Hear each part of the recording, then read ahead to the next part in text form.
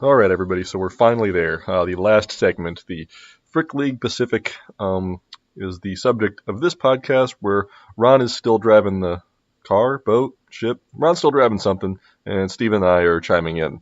I hope you've enjoyed listening to this series so far. We had a lot of fun recording it, and without any further ado, we'll just keep going. So that moves us into your guys' bailiwick, the Frick Pacific. Which is where are all the, if going back to the very beginning, right? Looking at these, what groups had hot free agencies and whatnot. I look at the Frontier, and they just didn't do a whole lot, right? Before it's all said and done, there are only 4 players signed in the Frontier to begin with, and Calgary probably had the best of the collection. The Heartland, I look at my Heartland competitors and I say, well, they all did something positive, but I wouldn't say of them, perhaps maybe the most eye-catching is Des Moines before it's all said and done, especially if you discount my signing of Salazar, which is kind of a sexy sizzle signing right now, but I'm not sure whether that's going to pan out. But everyone kind of did something useful for their team, right? The Pacific is just insane. Right? I mean, you guys are holy cows. Best division in baseball. This is you guys are like the second best division in baseball now. I think the Frontier might pass us soon. Edmonton might be the best team in the Frick now, and Calgary's getting stronger. Edmonton is going to be really solid. Calgary is always fairly strong, but you've got Boise and Vancouver who are still going to struggle for a little bit, and Seattle is trying to figure out what they're going to do. I mean, California is California. San Fernando is San Fernando. Long Beach, Stephen, you're always good, and we're going to talk more about you here in the future, right? Valencia is coming up, and I'm going to actually go backward here. I'm going to start with Valencia and move up the chain rather than down, right? Because I want to talk about Valencia. Valencia's had some super young players, and they've just picked up four new guys out of free agency. Poor Hawaii right now. Mike has got his job cut out for him because he's going to be figuring stuff out with a new team in one of the hottest divisions going right now. And the free agency process that went on in the Pacific is just like you guys are cannibalizing each other, right? Let's look at Valencia, who signed perhaps the best free agent reliever out there in Luis Ortega, right? 6 years, fairly pricey contract before it's all said and done, $47 million guaranteed and a couple of more options at the end. You got Lee McCone, who I think came from you, right, Stephen? Yes. Long Beach the year before, 30-year-old starting pitcher, signed for 3 years at $30 million guaranteed and a team option after that. Mike Ellis, 24-year-old first baseman out of, I think, Mexico City, if I'm remembering right. 4 cheap years for a 24-year-old free agent with a 5th team option at $6 million. And Rafael Morales, 30-year-old relief pitcher at $3.6 million for only 1 year. You guys are in the Pacific. Let's start with you, Steven. What do you think about what Valencia has done, and where do you see them right now? I think there's some good and some maybe overpays in here. I really like the Ellis signing. He is maybe not, your ideal first baseman because you might want a little more power. But I think, anytime you can get a 24-year-old in free agency, that's pretty good, especially at under $6 million. He is going to hit pretty well based on his past performance. So I think that's a great signing. I think the McCone deal is a bit of an overpay. He should not be used as a starter, and his stuff is kind of starting to deteriorate, at least against lefties. But if he's used properly, he is, he's a really great relief pitcher. Morales and Ortega. Morales is a great deal at 3.6. I think he really shoves versus righties, and Ortega again more than I would like to pay a reliever, but he's a lefty. He's he's got good stamina. He's going to throw a lot of innings. He's going to provide a lot of value. So, overall, I think it's a good job, but, maybe just a little bit of an overpay on the relievers. Ted, Yeah, thoughts? I'd echo most of that. Mike Ellis is my favorite contract in free agency this year. That's a great deal. Again, not my type of guy, but he's a 3-win player. He's 24 years old. He'll probably stay a 3-win player, and that's just a ridiculously good rate. The only question I have about that deal is why not 6 years? Why did it's kind of weird. Yeah, it's a good but point. That's not important, really. I mean, fine, whatever. I hate escalating deals on older pitchers, especially relievers. So while Luis Ortega is incredible, and I have no problem with 9, 10.5, 11.5, I think there's a good chance he opts out, so it might not even matter based upon what we saw this year, especially if he stays good. But the other thing I don't like about it is there's been a little debate on the boards recently about gaming the game with contracts, and I think those are fair. There's some things you can do, but I hate player option after team option. They should hard code OTP to decline those. The player should just either say no or demand that the entire 80% of the player option be paid as part of the team option buyout, because that's a non-real year. It doesn't exist. So I just hate seeing that, and not again, this isn't a Lee thing. Lots of people do it. It's fine, whatever. But it's just a game inefficiency that I just hate looking at from an aesthetic standpoint. But it's always hard for me to like reliever deals because I don't pay for relievers. I just don't. I refuse to do it. I don't think you have to ever really. But if you do and you can afford it and you can, he's the guy you spend the money on. I echo your thoughts on McCone. Yeah. I think that if you were going to go with a bullpenning strategy and get 150 innings out of him every year, it's fine. Same thing with, the Morales is okay. But I love that Ellis deal. Yeah, I think at the end of the day, when I look at the overall collection of what is going on in Valencia, right, realize at this stage that Valencia still is bringing a knife into a gunfight, right, before it's all said and done when you look at the amount of money that they can spend on things. Right.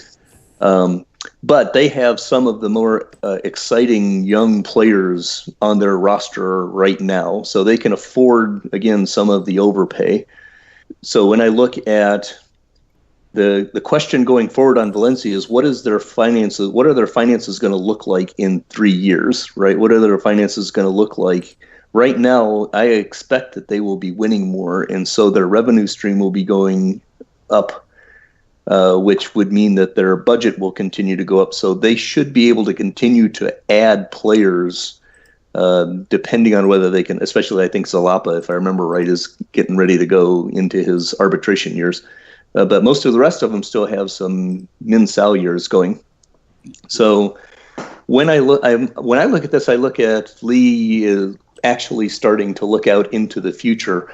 And I agree, why not 6 years on Ellis? But I think that's neither here nor there. The thing that I find the most exciting or interesting is the Ortega deal has the opt-out after 3 years, which either he's going to accept that opt-out, which then probably gives Lee a draft pick, or if he doesn't accept the opt-out, the worst case is more than likely you buy out his, you have to eat $13 million in the fourth year of that deal, right?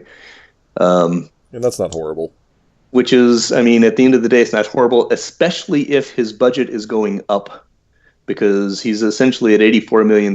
He's got $36 million of budget growth that he can effectively leverage if he begins winning now, which with balanced schedules means he's not going to have to be facing California and San Fernando and Long Beach as often as he would have to if we were not playing balanced schedules. So I'm extremely intrigued by Valencia. It's the most interesting team in the Pacific to me. And I thought that at the end of the day, Lee did almost exactly what he really needed, with the exception that he, like most teams coming up, really needs Mauro Flores. Yeah. Right? He needs that top-end starting pitcher, but you don't find those top-end starting pitchers too easily. And actually, he may be better off waiting until next year to add them. So it's really a fascinating team right now to watch. Anyway, that's my take looking in. I gave him a B plus 65, one of the top, not quite the top score, but one of the top scores in the listing for me. I can't go that high only because of my paying relievers bias. I don't think you're wrong. I just, you got your prejudices and it's hard to get around them. Oh, sure. But I'd still say it's one of the better, it's a good free agency. And I agree that, you see a lot of these teams get to where Valencia is and not add players. And Lee's adding players, and that's exactly what he should be doing. So I do like it. Yeah. My actual notes here was it's a pricey but lots of pricey but productive players, and Valencia needs productive players to go with their kids. Yep. I agree. Kind of how I did it. What are your thoughts, Stephen? Big picture on I think it's good, not great. There you go. Let's go to San Fernando and Randy, who picked up Jaden Harsnett last sim, I think. 4 years, $9 million a year, with the last two of those being team options. 31-year-old right fielder. Let's see. Did we start with you last time, Stephen? So you start with Ted this time? That's fine. Is that underwhelming? This is the deal that Harsnett always should have been on, as far as I'm concerned. I think he is one of the more perplexing players in the BBA, in that he and Scott with Twin Cities would echo this. He has just really never totally lived up to it. And maybe this is, again, going back to his splits, although they're not terrible. But maybe that overuse against the weak half of his platoon hurts him somewhat. But the game still calls him a 70, and I know some people don't like the star ratings or the internal grades, but those are a math problem, and that's the game adding things up and saying he has more of those things. Yeah, and that's what I mean when I say you have to trust. If you're going to truly use these overalls, you have to think a lot about how Out of the Park is doing its magic. And maybe he doesn't. Maybe those are intentionally somewhat vague or inefficient so that they're not an exact score, otherwise it will all be boring. But so maybe some of the things the game's adding up there to give him that 70 rating aren't quite as important. I don't know. He just seems to have underperformed. But the contract's fine, right? $9 million for a 2 to 3 win player probably is what he is, maybe 4 in a good year, and the opt-outs are nice little safety things there. As he gets older, he can play center field in a pinch. He can actually play center field every day if you don't have, if you've got decent corner outfielders. Is he a great fit in San Fernando? Randy's always looking to trade people, so you can pretty much predict who he's shopping if he adds a free agent player. So, he's always looking to move something. So if he adds what seems to be a redundant player, the answer is because he's looking at making trades. Yeah. Steven, what are your thoughts? Yeah, I think he's maybe a little bit of an overpay at $9 million for somebody who I feel like is closer to the 110 OPS plus guy than the 137 OPS plus guy that he was in Las Vegas. Platoon guy, corner guy, sure, you can play him in center field, but I wouldn't want to. It's a fine deal. It's the team options are good to have at the end of it. So I think it's fine if a slight overpay. Yeah, and at the end of the day, I think obviously Randy shuffles things around better than probably anyone else in the league, and that's even including Matt when it comes right down to it. those two guys work the trade wires as well as anyone. So I'm with you, Ed, in the or Ted, in the viewpoint that somebody is not going to be around for too much longer. Right. Yeah. My main thought with the Jaden Harsnett deal is this is literally the worst opt-out decision on the board. Right. Right. I mean, the guy had a $36 million for 2-year deal and essentially signed a $36 million for a 4-year deal with 2 team options. This is like, if there is an agent that needs to be fired, it's Jaden Harsnett's agent without any question whatsoever. Right. But that's also the difference between like we're kind of like the results driven, which is going to tell us some things, and the like, I'm not sure I can fault the game for making that decision, though, because if they're calling him a 70, they have to expect that he gets paid more than this. No, I know. I know. Yeah, well, and, to take just a real quick tangent to MLB, it's not like this is unheard of in real life for a guy to, overestimate his market. Right. So, it's happening all the time right now. Yeah. Last year, no, sorry. Well, you could say you it's got paid a this bad year, decision. so maybe it worked out fine. Yeah. Yeah. I think that's also something to pay attention to in the big picture is that, I don't really have a problem with the game making some mistakes here and there or doing a random brain hemorrhage or whatever, because it happens. It is fair to say it happens in real life. Yep. So when you look at things in the overall picture, I want to make sure things aren't, the scatter of results should be something that at least feels right in the overall big picture. And if an individual player doesn't do well or whatever, then that's a problem. But bottom line is Jaden Harsnett made a huge mistake. Absolutely. Yeah, absolutely. I think we can all agree that Jaden Harsnett made a huge mistake, and I think Mrs. Harsnett is very unhappy with her husband right now. And they used to get to live in Vegas. And I mean, San Fernando's fine, but they used to get to live in Vegas. That's right. It's a bad choice. There you go. So let's move on to Long Beach, who has the longest register of players, Stephen. Every year with this, I get to Long Beach and I'm just like, damn it. 10 platoony marginal relievers that he will swap around until it works.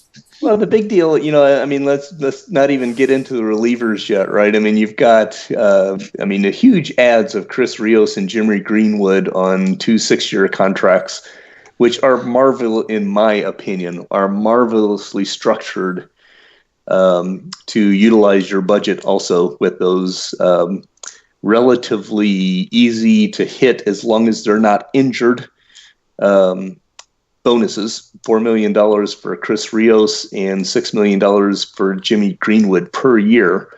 Essentially, they're great injury protections in that sense. Brett Compton seems like he's been around forever, but he's only 26. 6-year deal, $6 million a piece. Again, on a fairly difficult to reach bonus. Dong Soo Chon, $4 million a piece for 6 years, including a player option at the end. Those are the big four, and then you've got Sean Smith, who I think is a perfectly great little catcher at 31 years old, still 3-year contract at $3 million a pop. Again, with a bit of a bonus tied to 300 plate appearances. And then you've got Al Gordon, 1 year, $1.5 million deal. Which is an interesting little, Christmas stocking stuffer for free agency. And then you've got the whole package of Mark Sturdivant. I didn't even get the Mark Sturdivant, 32-year-old guy, $1.2 million.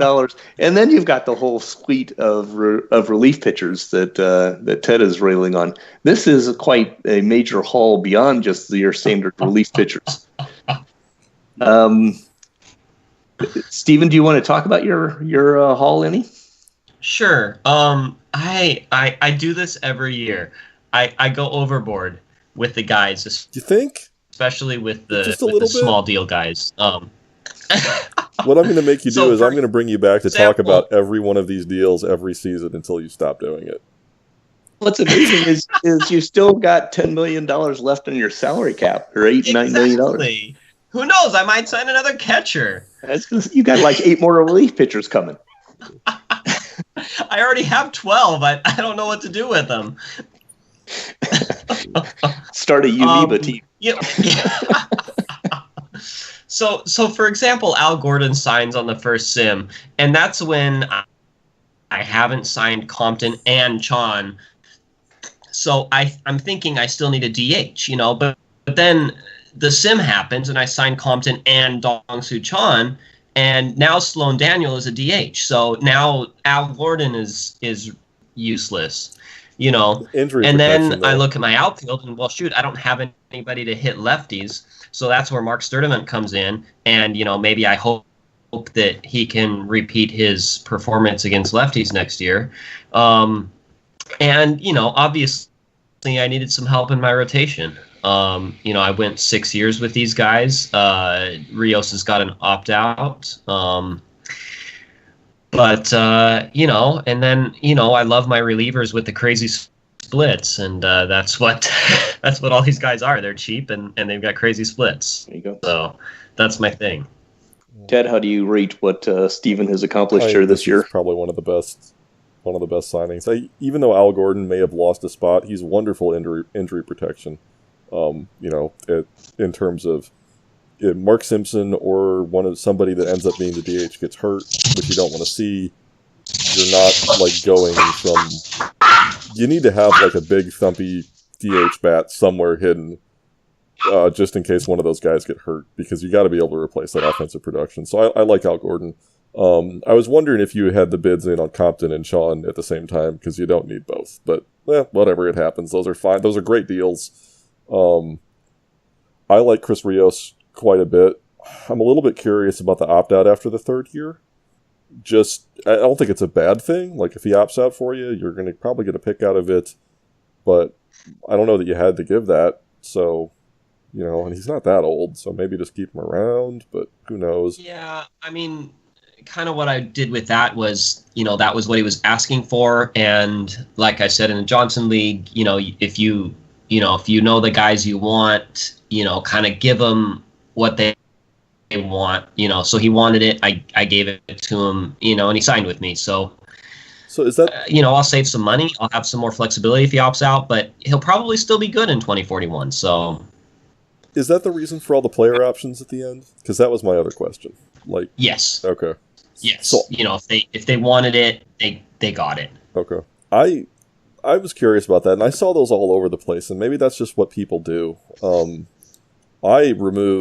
people ask for contracts, I just replace player options with team options, or just remove them entirely. And I've never had a problem with I ignore their demands. I just flatten the salary scale. When they ask for escalating stuff, I just flatten the salary scale, or front load it, or put in the balloon year if that's where I can fit it. And I just get rid of all player options. Although, now that we're talking about comp picks more recently, I can see ways to use them. But it's never been a huge problem for me, so I don't know that you have to give those things.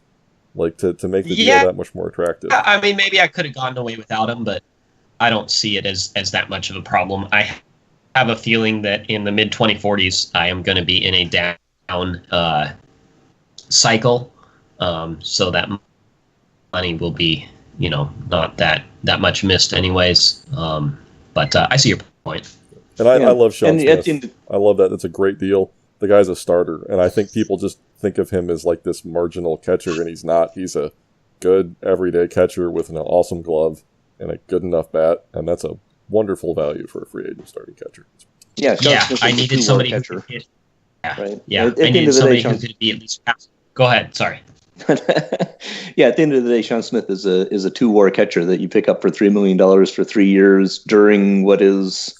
I mean, there's a likelihood that by the time you're done with that contract that he'll be, 34 at that stage. So he will probably be declining. But even then, $3 million for a declining two-war catcher is financially a fine thing, and you can probably trade him. And I mean, there's lots of things you can do with a guy on that kind of contract.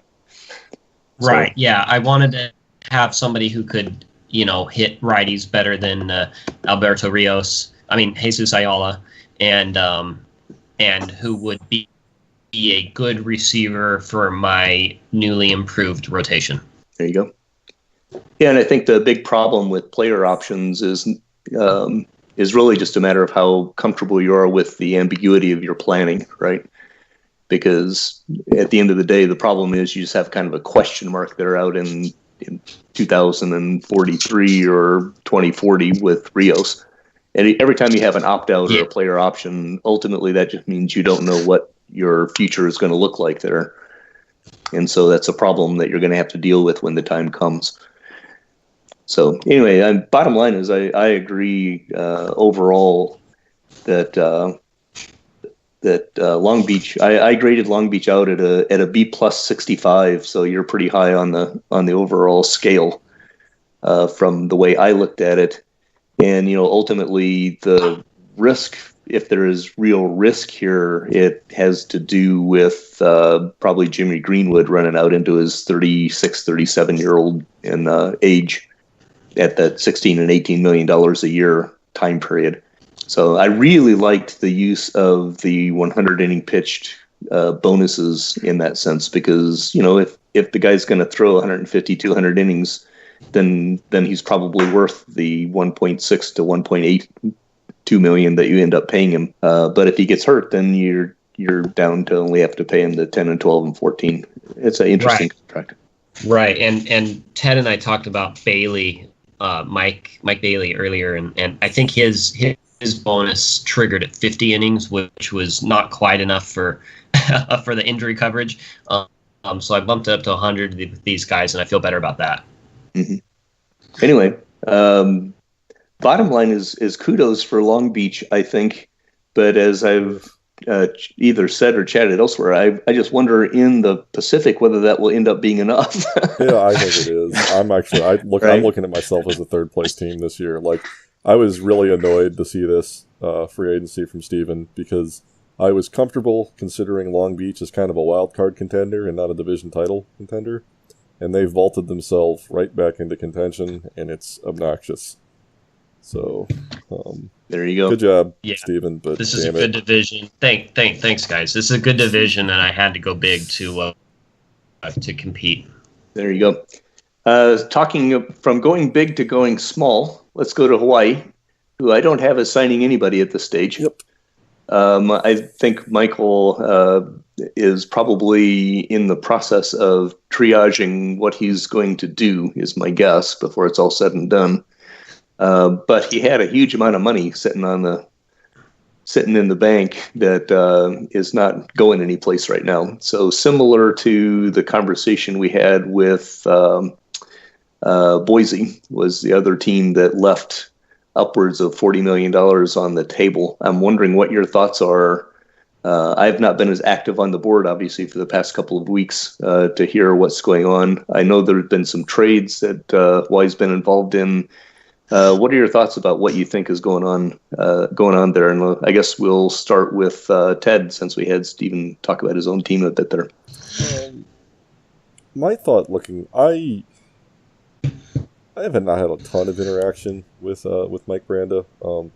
I think maybe some of you guys saw that. Actually, the first time I talked to him was maybe 10 real life years ago. But it was a random thing. He was the commish of a GM that was having some problems with Front Page Sports back when we used that, and I found a solution. And another person we knew introduced him to me, and he was just a nice goodbye guy back then, and so I was excited when I saw his name pop up. I believe he said, though, that he's not run a lot of teams. So I feel like, he's been a commish for a long time, but I feel like he said he hasn't run a lot of OTP teams, and I wonder if he's just kind of feeling things out here. One of the worst things you can do as a new GM is go sign big, expensive, long-term deals to free agents. And I think it's the difference between him and Jeff in Boise, is if he were to sit on this and go, I just don't want to screw this up, I'll just wait until I'm more comfortable. I'm not sure that's the worst decision. The other thing is Hawaii had a collection of talent where they looked like Mike Bischke was ready to kind of start doing what Valencia is doing this year. And I wonder if Mike Branda looked at that and said, I don't know if it's quite enough. Because he's traded a lot of those guys who are 22, 23, about to start being ready for even younger prospects. So I almost wonder if this is kind of like a mini rebuild on the rebuild, just to get a bigger base. What are your thoughts, Steven? Yeah, I think it looks like he's kind of trying to put his own spin on this team, which I think is fine. And he appears to be an intelligent guy, and I'm sure he's got a plan. It's I think if I were Hawaii right now, I would probably look at San Fernando and Long Beach and California and say, well, shoot, that's a lot to compete with over the next few years. Maybe I just retool and set my sights on 2040, 2042. Yeah. So, I think, at the end of the day, I look at what's happening in the Pacific. And the question that I would have if I were sitting in Hawaii's shoes is, where do I fit in, right? Where do I try to slot in? And it's similar to the feeling that I had at the early beginnings of the Heartland, when the Heartland was having its big, Louisville, Yellow Springs, Madison, and then Twin Cities came in, and Omaha. And, where do you try to slot in? Because the challenge that you have, that I think that Mike has in Hawaii is, if you wait to San Fernando is San Fernando. I'm not completely bought into the idea that California is going to dirt, right? I think that you're playing the soft shoe game too much there, Ted. Well, I've got more concern than I've had in a while. So maybe that's completely fair to have concern. But I think California is going to be a super team for a period of time. I think Long Beach is clearly always Stephen's whole mode of operation is to be good most of the time and really good the rest of the time, right? And you're stepping into one of these really good moments. Valencia, as we just said, seems to be kind of like riding the wave. And I think Lee's right on the cusp in the sense that he's not quite ready to be the number one team right now. But, let's say that California might be on the downward trend. And let's say that one or two of these contracts that Long Beach hits goes sour, right? And let's say that, San Fernando has some really super players right now, but they're also, Gilstrom isn't going to be Gilstrom for all of too much longer. It looks to me like Valencia is really well positioned to be one of the major players in 1 to 3 years, right? Yeah, I agree. So how long do you wait if you're Hawaii? Because San Fernando and California have been the top dogs in the Pacific for about 2 to 3 years. Long Beach and Valencia are probably going to be the top dogs in another 2 to 3 years. When do you? That's a tough situation for Hawaii to be in. Yeah, and I think one of the mistakes you see with people is they try to pick their spot too much. Just be good, right? Like, just don't wait. Just right. Be good. There's room for multiple good teams. As we saw with Calgary, I think 2 seasons ago, sometimes a team that you think is going to be good just gets old fast, and you need to be ready to jump in when that happens. Right. Like Boise, before it's all said. This would be a good time for Hawaii to just kind of scoop up some of these, older guys on 1-year deals. We're late in free agency, just fill out that roster a little bit. And ultimately, I think about it from a perspective of the team's fundamental finances and health, right? Hawaii's got some building to do to kind of like Des Moines was a year or 3 ago. Their fan interest was down in the 40s and 50s, and now they've got it up into the 60s.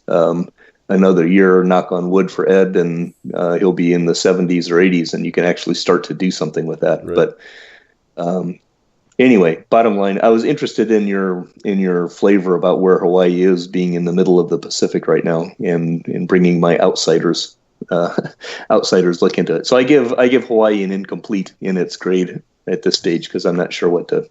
Yeah, I think that's fair. To do there.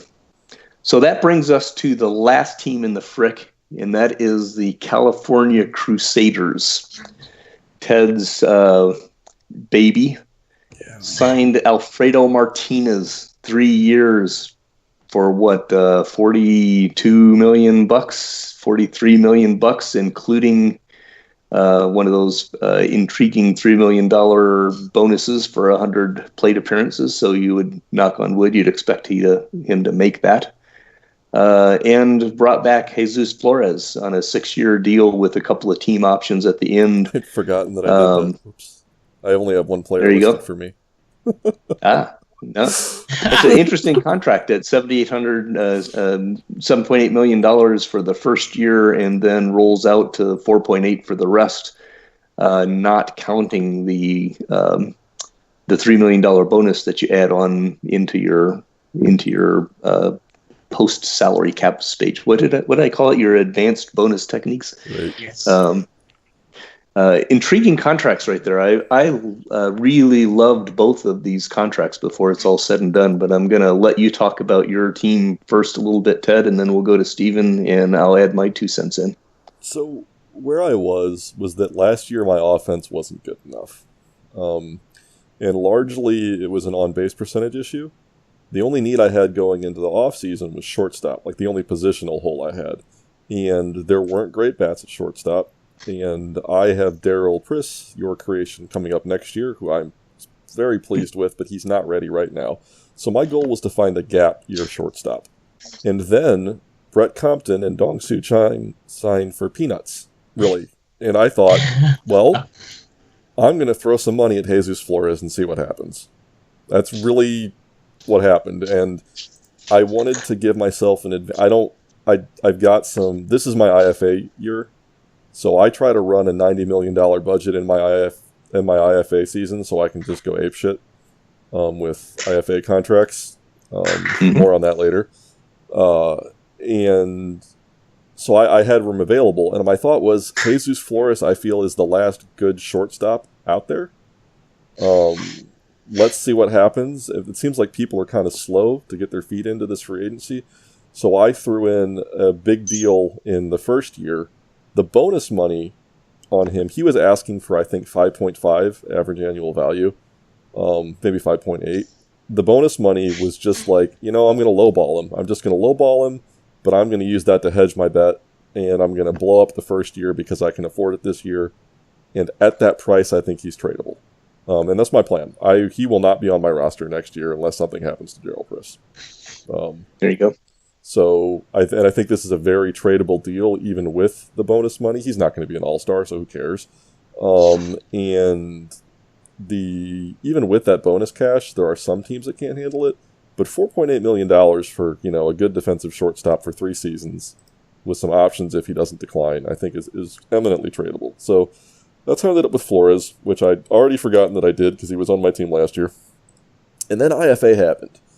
And I had the worst IFA ever because I spent $1,030,000.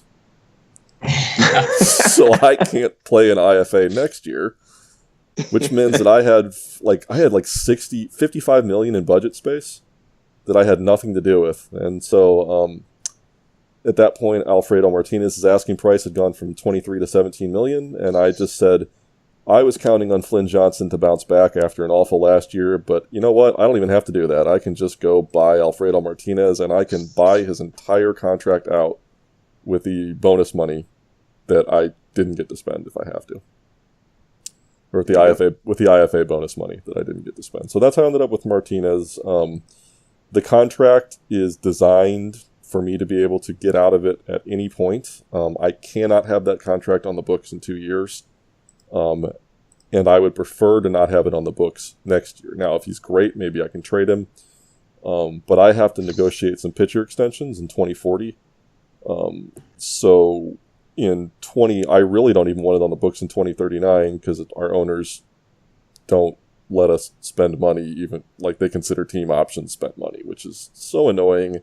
So it's Stever's over there with steam coming out of his ears, and I see his complaints. But my other argument is if you wanted him, then go offer him, And maybe people did. Maybe people offered him more money, and I just got a sweet deal because I am manipulating this. I always want to know who got beat out. Who else put in an offer, and was it better than mine? Sure. I don't know, but I feel like this is a pretty competitive offer. I don't think anyone was going to give him more money than this. And Yeah. What do you think, Stephen? What are your thoughts on the California haul here?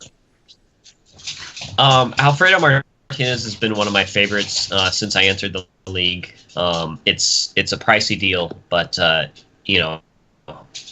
essentially it's 1 year, 19 million. That's fine. You have the cap space. You got a really good hitter. That's great.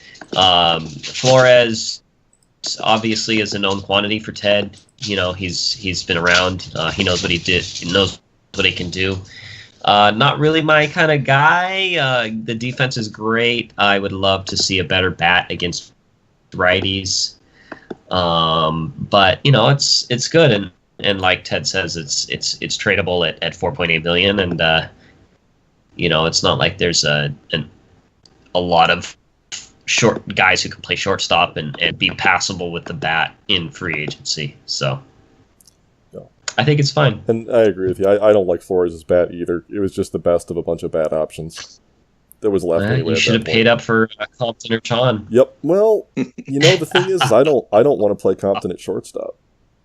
No, that's a good point, and he won't be playing shortstop for me. So yeah. I think when you look at Flores, I personally absolutely love the Flores deal because, yes, his bat is not brilliant, but, to me, Flores matches the California profile perfectly, right? At the end of the day, he can hit left-handed pitching at least, and, he's not total dog meat against right-handed pitching, but bottom line is, discount his last year, he's a 4 WAR player. And with the way California focuses pitching, that defense is really useful. You would not want a Brett Compton at shortstop in California. That would be a bad that'd be a bad situation. You want your elite defensive shortstop in California. So I loved this contract and I loved the breakout, and I agree if you're going to use him as a trade, that is an imminently tradable shortstop unless he just crashes, right? And if he crashes, you can buy him out. You're running at $160 million budget, so that's a zero risk deal for you as far as that's concerned when I look at it. And Martinez, one of the elite hitters in the league, really. You talk about it being a $19 million 1 year deal. It's really a $22 million 1 year deal because he's going to make 100 plate appearances. And so Martinez made a huge, intelligent opt-out, right? He was at $35 million for 2 years when he opted out. He's going to make $22 million essentially next year, and then he's going to be on the free agent market again and get you a comp pick, unless if he opts out, he gets you a comp pick. He'll get hurt and miss the whole season. But he'll still probably opt out and still make his comp pick numbers, and he'll play 100 games. That's fine. You can deal with that. Right. I just thought I thought both of these were extremely perfect players for you. Yeah, I'm super happy. Like, I didn't at the time. I was thinking, do I want to do this? But he's a great on base percentage player. The other thing is, look at what happened to Fernando Moreno when he came here. I'm expecting big things out of Alfredo Martinez next year if he can stay on the field. I really think he might just tear the cover off the ball. Robot dogs. And so if I were you, I'd probably start him 5 out of 7 days and make sure he has a defensive replacement on occasion just to keep him off the field sometimes. No, that's probably what I'm going to do. I was thinking about just dumping Flynn Johnson, but I think I'm just going to keep Johnson as the backup and just buy out Kazarov's deal, and that'll get me into the cap. But at the end of the day, you've got the money. You just added a huge value into your team, and I loved your conversation about where you're going in 2039 and 2040, because not only can you possibly get out of this quite easily since you're running way over your budget is high, but you may even get out of it with a draft pick, right? If he opts out. How can you structure a deal that's any better function for you? So quite honestly, when I graded this out, I graded you as the best. I graded California as the best off-season free agency inside the Frick because I thought you hit it exactly what you needed to hit. I gave you a 70, and I gave Long Beach number 2, kind of neck and neck with Valencia. That makes me feel before nice. it's all said and done. So, just interesting collection of general managers and approaches and sets of players. Really a fascinating off-season, as far as I can tell. I wish I would have been here at the front part of it. And I think the bigger classes make these more interesting, right? Like there's just more that can happen when you actually have good players in free agency, as opposed to, there were a few years back when it was just boring, really, really dull. So. Yeah, and I agree with you on the frustration of the way that Out of the Park goes about communicating its players' demands, right, at the front end before it goes to free agency. If it just wants to send a player to free agency, it would be a little bit easier to take if he just said, look, you're going to have to blow me away totally or I'm going to free agency. But instead they just throw all these numbers out there. And yeah, it's the disappointment of seeing them in free agency asking for significantly less. If you knew that was going to happen because they're saying, I want to go to free agency, it would just, I don't know, maybe, it's just a feel issue as opposed to like looking at a guy and going, are you kidding me? Do you really think you're worth that? It's, yeah. So there you go. Alrighty, any famous last words? Start with Steven. Overall perspective, what are you looking for going through the season? Who do you think won free agency? Overall thoughts? I think it was a fun free agent class. I'd like to see a lot of guys out there that are good and young. I think that, I have to disagree with you. I think that I won free agency just like I'm going to win the Frick League Pacific. And no, I think overall it was a great free agent class. You can beat your own drum, Steven. You have a good drum to beat. You can beat your own drum. Yeah. I think there were a lot of really good deals signed this year. I think there were very few, if any. I don't even know if there were any deals that were signed that were, like a Ken Jenkins type where you go like, gosh, what was that GM in Long Beach thinking when he did that? I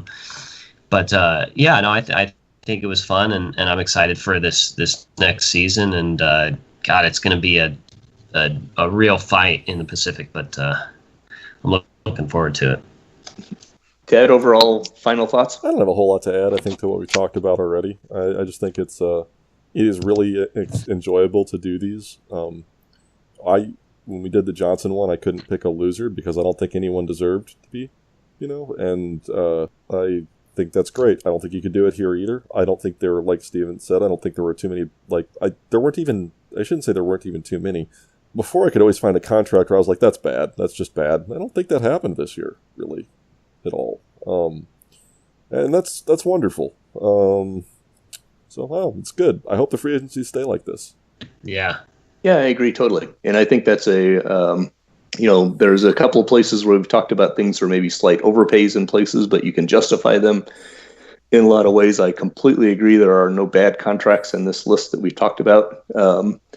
Just, flat out, oh my God, that's going to, there's no Bertram Hans and there's no Ken Jenkinses and things like that. I think that really speaks about what it means when I talk about how many fantastic general managers we have in this league. I'm going to continue to pound that home because this is one of my greatest joys one of my frivolous joys is this league. And one of the things I love about it the most is having been in many fantastic and well-run leagues. This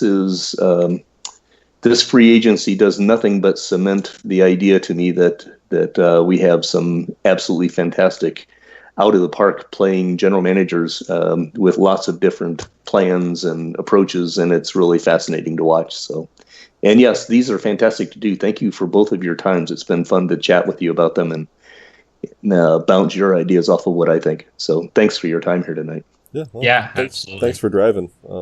It's nice to do one of these and not be the default host. So I'll wrap us up, though, I guess. With that, thanks everybody that's still listening. I hope you enjoyed this, and thanks. You already said thanks to us, but thank you, Ron, for doing all this, and thanks to you. You're welcome. Thanks.